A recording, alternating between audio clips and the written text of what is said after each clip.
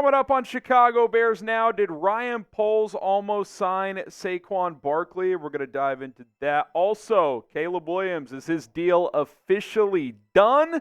And what did Matt Eberflus say on the latest episode of 1920 Football Drive? Busy show here on the channel. My name is Harrison Graham. But first, we got to seal the deal here. We have got to run away from the 49ers report this month and our July subscriber battle. We've picked up 232 new subscribers. They're at 209. Back and forth we go. They got some Brandon Ayuk trade buzz right now, so it's going to get dicey here. Don't let me down. If you haven't subscribed to the channel and want free Bears content, you know what to do.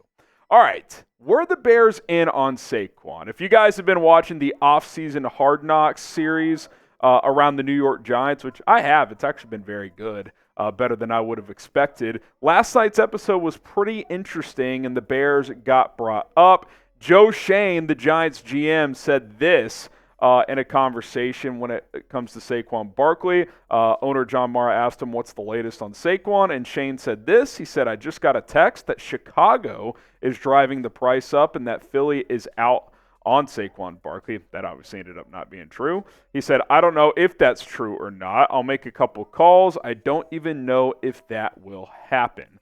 And look, it's hard to know exactly what's true and what isn't, how they think things play out and whatnot, but this access has been cool. If you do remember, though, leading up to free agency, there was a lot of buzz that, yeah, the Bears are in the mix for Saquon. Like, they're a team interested in upgrading that running back room, and Saquon could be a guy they were interested in. Now, that didn't play out that way. Philadelphia did end up signing Barkley to a 3-year, $37.5 million contract with $26 million in guaranteed money. And I think what this tells me is if the Bears were in on Saquon, Poles clearly had a price, which he typically does, especially on non-premium positions like running back. Like, I think he probably would have gone 3 for 30 for Saquon, something like that. But he was not going to go almost $13 million per year and give him, almost $30 million guaranteed like the Eagles did. And so they shifted to DeAndre Swift. Now, they signed Swift early in free agency, but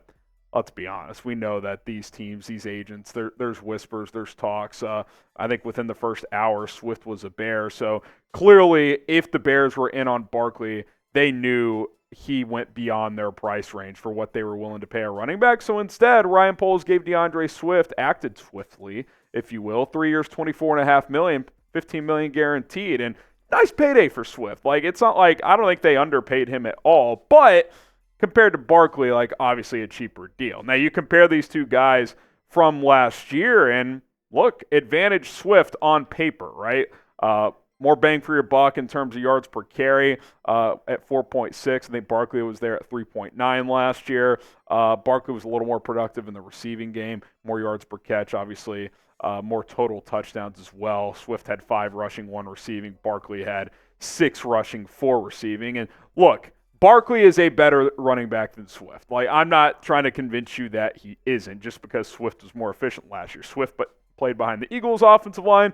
Barkley played behind the Giants' offensive line and on an offense that struggled to pass the ball, so you can kind of key in on him as a defense. I'm not here to sell you that DeAndre Swift is a better player than Barkley. What I am here to tell you is he has way less wear and tear, less mileage on the body, definitely less injury history. Barkley's had multiple major injuries, and Barkley's 2 years older and costs almost $4.5 million per year more than DeAndre Swift. So when you add all of that up, I'll take DeAndre Swift at his price tag and his usage rate compared to Saquon Barkley up to this point in his career, especially if they're both on 3-year deals with basically 2 of the years guaranteed.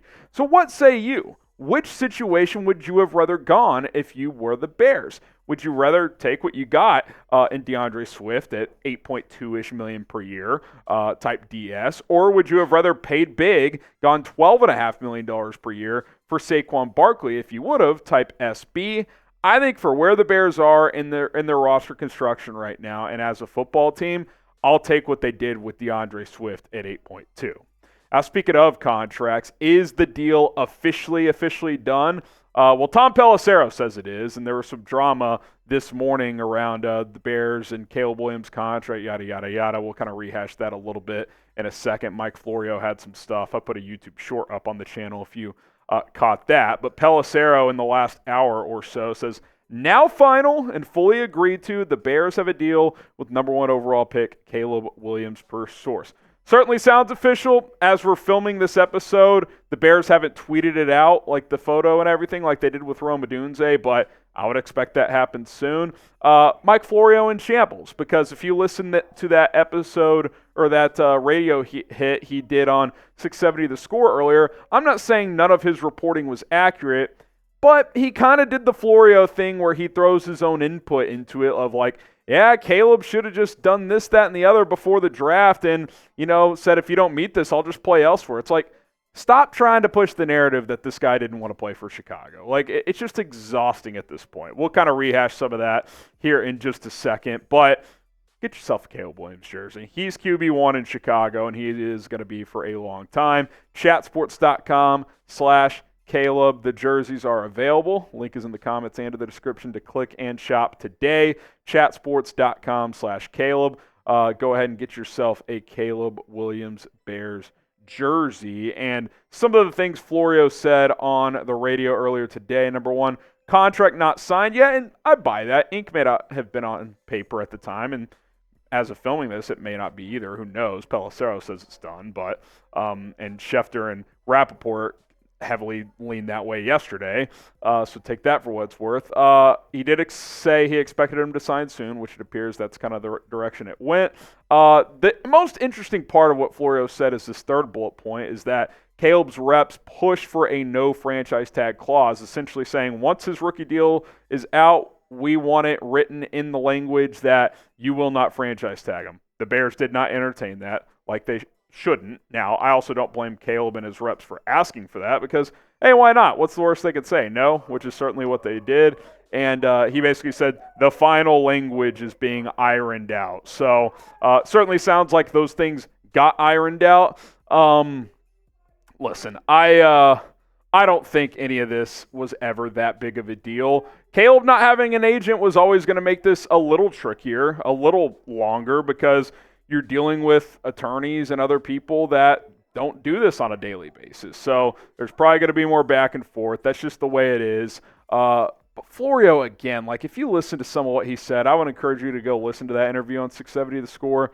He's like the king of like inserting his own opinion into his reporting, which like that's, if you have an opinion, that's fine, but like don't report something and like sway your report based on something you think should happen. Like that's not really the job of being a reporter. So I never felt like this was dicey. He kind of acted like it was, but I'm not here to say I know everything that happened there because I don't, but I just, it felt like classic Florio. Like he was on his own island here. Rappaport and Schefter yesterday saying it's a done deal. Pelissero saying that today. Florio, he's requesting this. It's not ironed out, yada, yada. It's like, okay. I mean, if you say so, I guess that's what he claims to be hearing.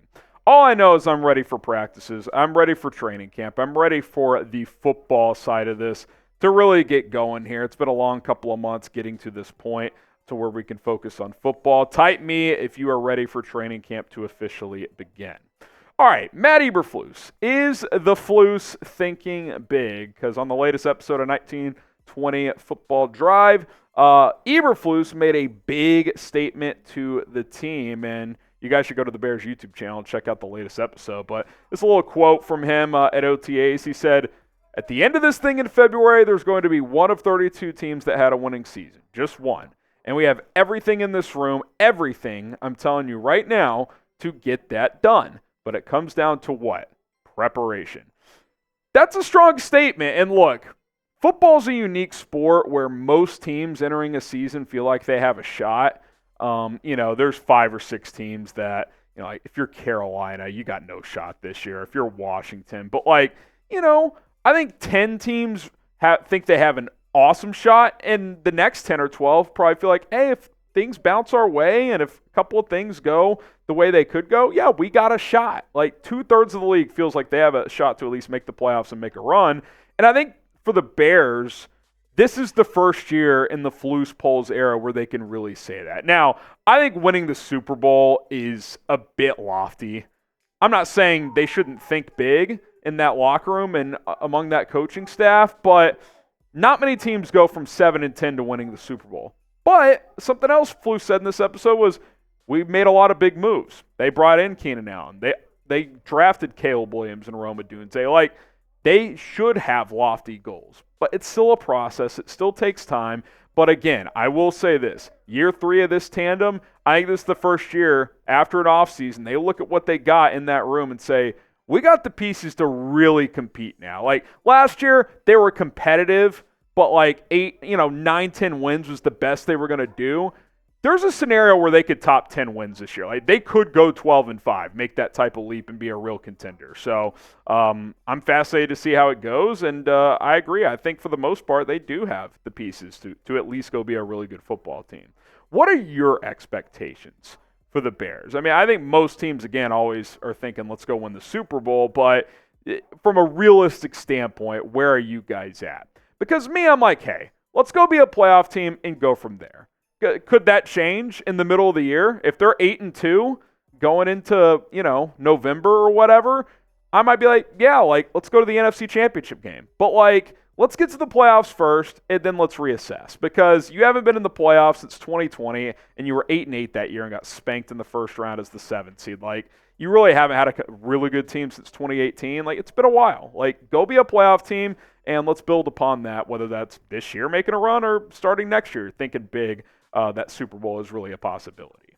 All right, that's going to do it for Chicago Bears Now here on this episode. My name is Harrison Graham. Lots more content to come. I already filmed that 5 moves Ryan Poles could make with their updated cap space remaining. That's going to go out tomorrow morning on Thursday, and then Thursday afternoon we will be back live on the channel with the latest Bears news and rumors, your questions, and, of course, our latest Madden simulation as well. So hit the sub button, turn on the notifications, and we'll see you guys then.